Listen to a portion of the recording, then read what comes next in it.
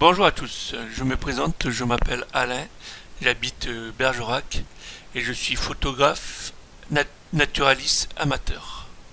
J'ai décidé de faire cette vidéo parce que je connais des photographes qui travaillent au format RAW mais qui ne font pas de post-traitement ou très peu. La raison qui en ressort le plus souvent, c'est qu'ils ne se sentent pas à l'aise avec des logiciels comme Photoshop. J'ai donc décidé de faire des tutos, non pas sur Photoshop, mais sur Lightroom. Pourquoi? Déjà parce qu'il est plus facile d'utilisation, mais aussi parce que je le trouve plus adapté aux photographes. Un autre argument, c'est que si vous aimez passer plus de temps sur le terrain que derrière un écran, il n'y a vraiment pas de doute, Lightroom est fait pour vous. Alors, Lightroom, qu'est-ce que c'est? C'est un logiciel de post-production qui intègre plusieurs modules. Chaque module correspond à une étape de travail. C'est un peu en fait comme si on avait plusieurs logiciels intégrés dans un seul, ce qui permet de travailler d'une manière logique et donc de passer de module en module facilement, ce qui évite d'utiliser plusieurs logiciels. Lightroom, c'est aussi une base de données, ce qui permet de traiter efficacement une grande quantité de photos. Maintenant, je vais vous montrer l'interface du logiciel. Alors voilà, comme je disais, Lightroom est fait de modules et les modules on les retrouve en fait en haut à droite. Donc on a le module bibliothèque, développement, carte, livre, diaporama, impression et web. Comme je disais précédemment, chaque module c'est un peu comme si on avait des petits logiciels qui étaient intégrés dans un autre logiciel et qui s'utilisent de manière logique. Donc on va les utiliser, ces modules, de gauche à droite. Le premier va servir en fait à créer sa base de données en important des photos dans Lightroom.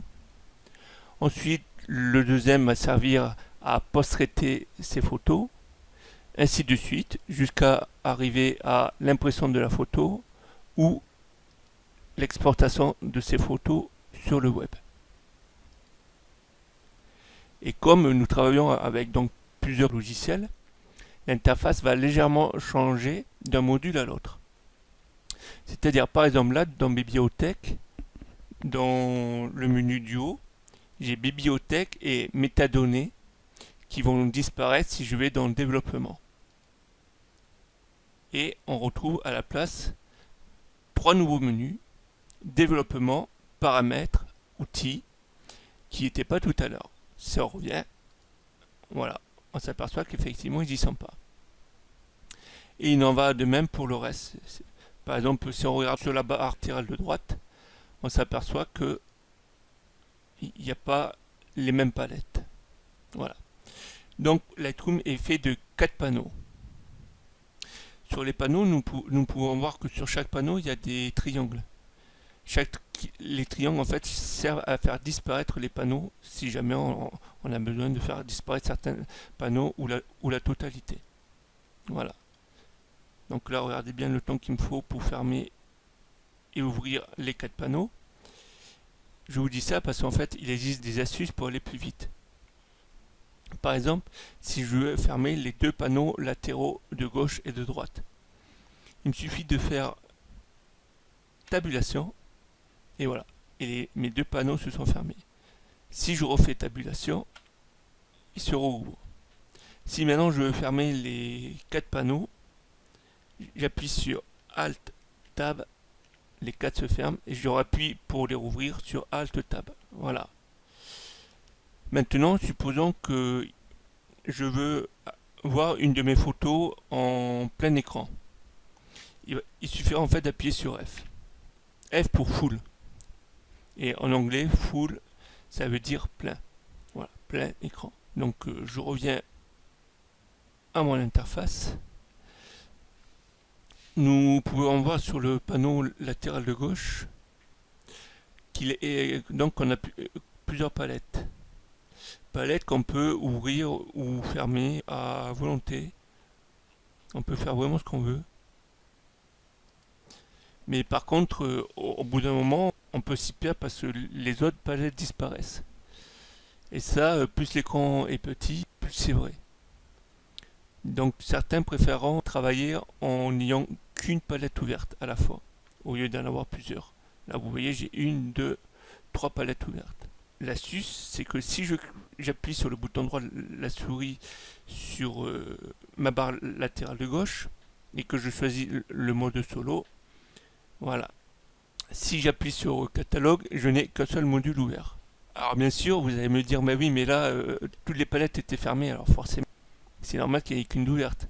Et là, si vous me dites ça, effectivement, vous avez raison. Donc, je vais vous montrer. Si j'appuie sur dossier, catalogue c'est fermé. Si j'appuie sur collection, dossier se ferme. Et ainsi de suite.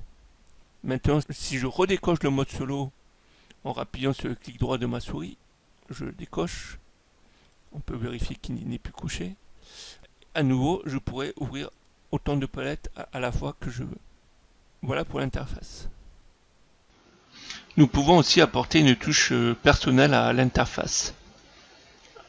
En haut à gauche exactement de l'interface. Cela grâce à la plaque d'identité. Pour cela, on va aller dans Édition, Configuration de la plaque d'identité. Ensuite, nous allons dans le menu déroulant et on fait Personnaliser. On peut ajouter un logo, mais moi personnellement je n'en ai pas, donc je vais revenir en mode texte. Et là, en fait, je vais écrire par exemple le nom de ma page Facebook. Donc c'est Malin, trait d'union, photographie. Je peux aussi changer la police. Je vais passer par exemple en police Tecton Pro. Je reste en normal. La police me convient très bien. La taille de la police me convient très bien. Je vais en fait juste modifier la couleur de Malin, que je vais mettre en rouge. Et photographie, que je vais passer en vert. Voilà, le trait d'union, je vais le laisser en blanc. Si je vais rajouter par exemple photographie, je vais le mettre en italique en fait. Comme ça me convient mieux.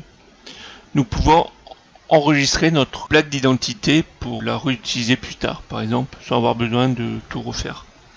Pour cela, on va dans le menu déroulant du haut à droite et on fait enregistrer sous.